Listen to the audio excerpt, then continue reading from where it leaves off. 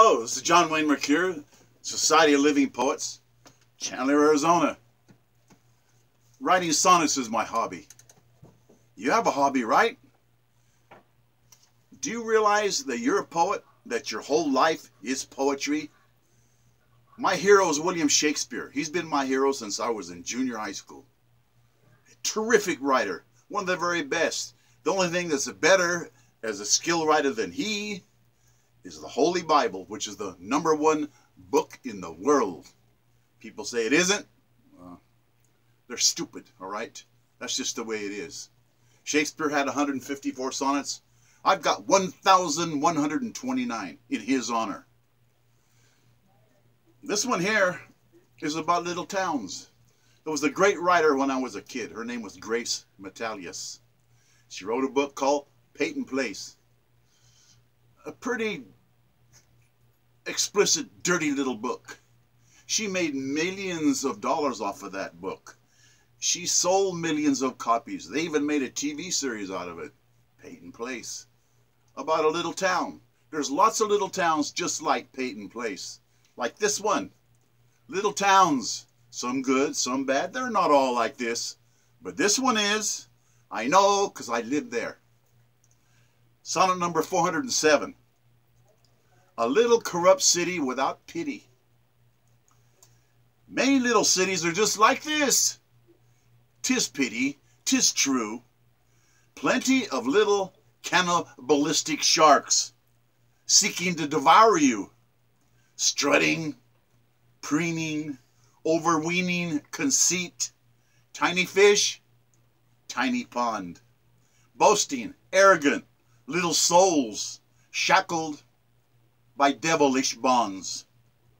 Small town decadence, hidden in plain sight. It's right there. Purposely blind, they don't want to see. They know the business of everyone. Viciously gossiped all around town. Chins stuck up high into the clouds. Noses immune to their own stink. Sins flagrantly concealed.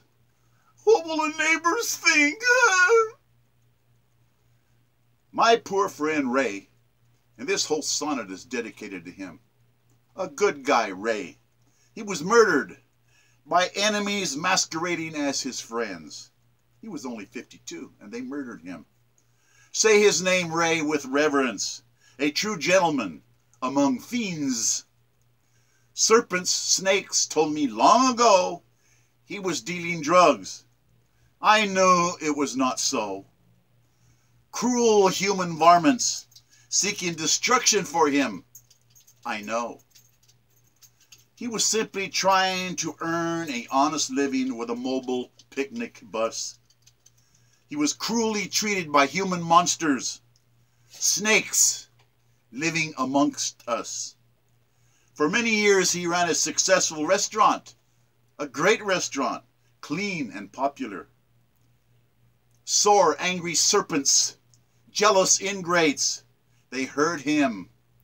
They drove him to bankruptcy's door. For many civic-minded years, he served well on the city council. I guess that's where he made his enemies. More abuse from vicious critics consumed with their own evil. Sir Ray, a wonderful man, a clean man, smiling, a lifelong friend of mine. His honorable name slurred his padlock business on page 1 in a newspaper. Why did they do that? Padlock his business and put the picture on the front page of the newspaper to cut him down. Being human, the worries plagued his stout heart detrimentally. Seeing such injustice directed his way, hurt him mortally. His great heart seized up and burst. Death came far too early. The hiss of venomous vipers contributed to his death.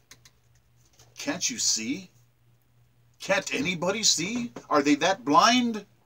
The church was crammed that funeral day with half of the people there that killed him, murderers unrepentant. Such evil monsters lurk in tiny cities, venomously virulent. Big cities, large nations too, bow to demons wreaking chaos. Pigs in power, destroying innocence, murdering all of us little by little. May evil murderers of my good friend Ray burn in hell eternally. They know who they are. Half of them are dead. Slay their evil names with utter disdain, roasting in their evil. Say it isn't so, because it is so, even though we all tolerate such devils. It says in Ephesians in the Bible. Nobody reads the Bible. They ought to. Copyright on this sonnet is February the 18th, 2008. It says in the Bible, we fight not against flesh and blood, but against principalities, against powers, against the rulers of the evil in this world, against spiritual wickedness in high places. Spiritual wickedness in the Bible? Yeah. Spiritual wickedness in high places now? Oh, definitely. Definitely. People say it isn't like that. Oh, but it is. They deny it lots of times because they're part of it. This sonnet, number 730, is a continuation of Peyton Place. Grace Metalis used to say, I'm a lousy writer. It's just a lot of people have lousy tastes. She said one time, if you really want to get rich, write something that people will appreciate. Those people who read and they move their lips when they're reading, they're not very bright. She says, my readers aren't very bright. She's a good writer. I read it when I was in junior high school, Peyton Place. Sonnet number 730, corrupt little Peyton Place city. Dirty little Peyton Place city, full of debauched men of evil. Filthy little town, dominated by greed and political devils. Plotting selfish gain behind closed doors, jockeying for influence, scheming, planning wickedness, a tiny town of stupid nonsense, ruining perfectly good historical landmarks. Let's tear them down. We don't care about tradition.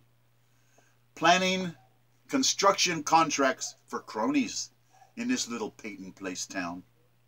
Decisions to line dirty pockets. No one will ever have to know.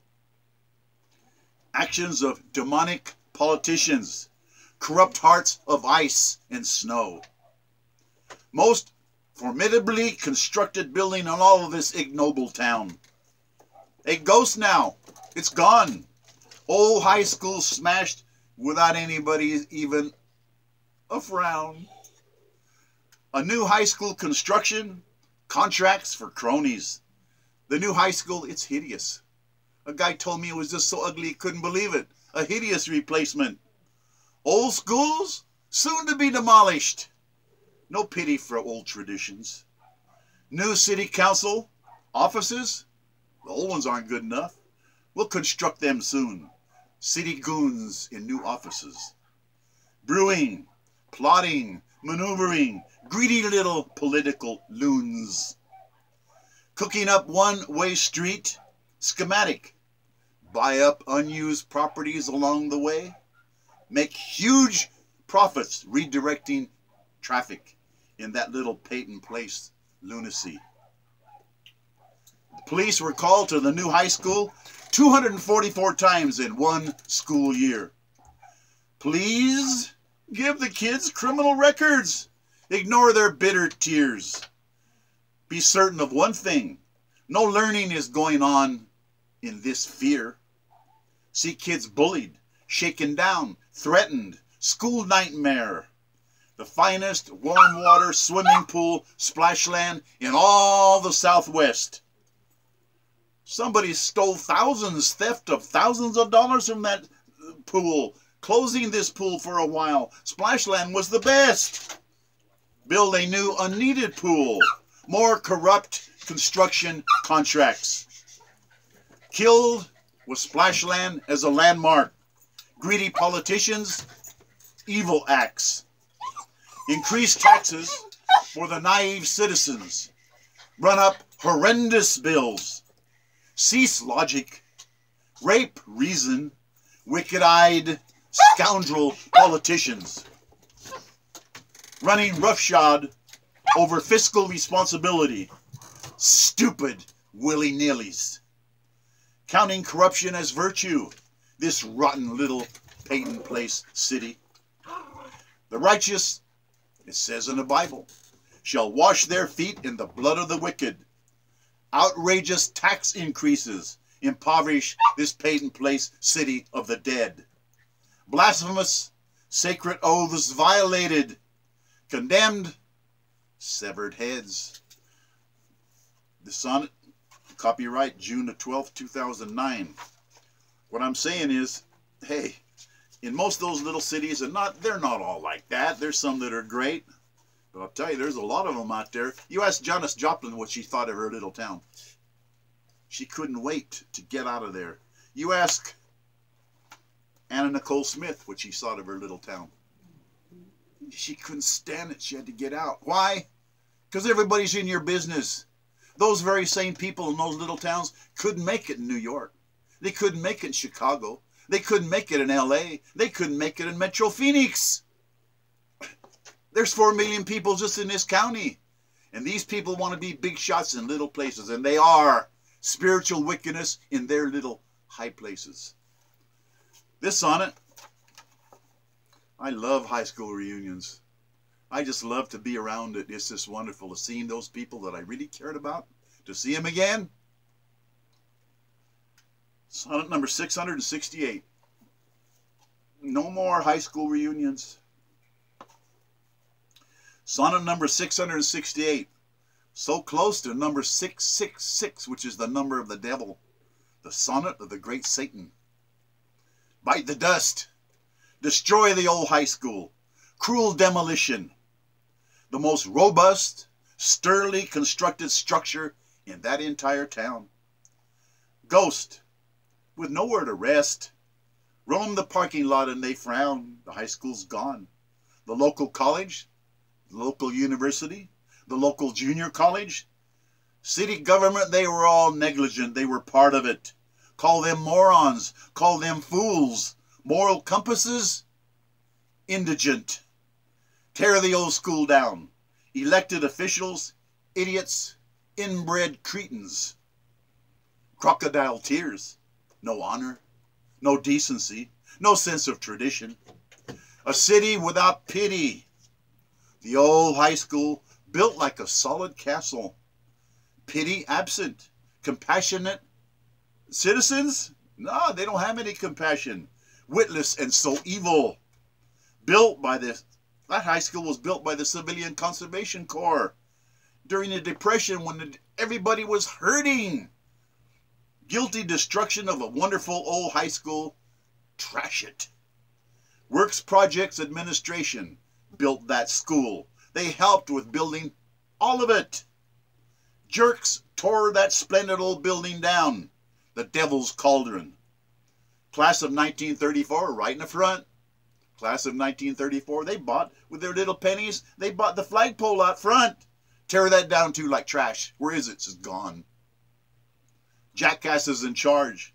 Rogue elected officials. Cinders and ashes. No sense of town history. No respect for graduated classes.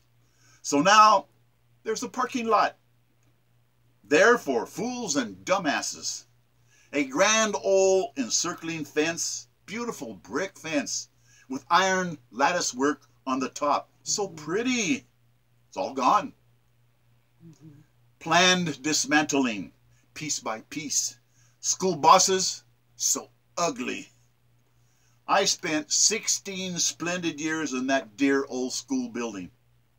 My time as a teacher, student, assistant principal, caring about everybody in there.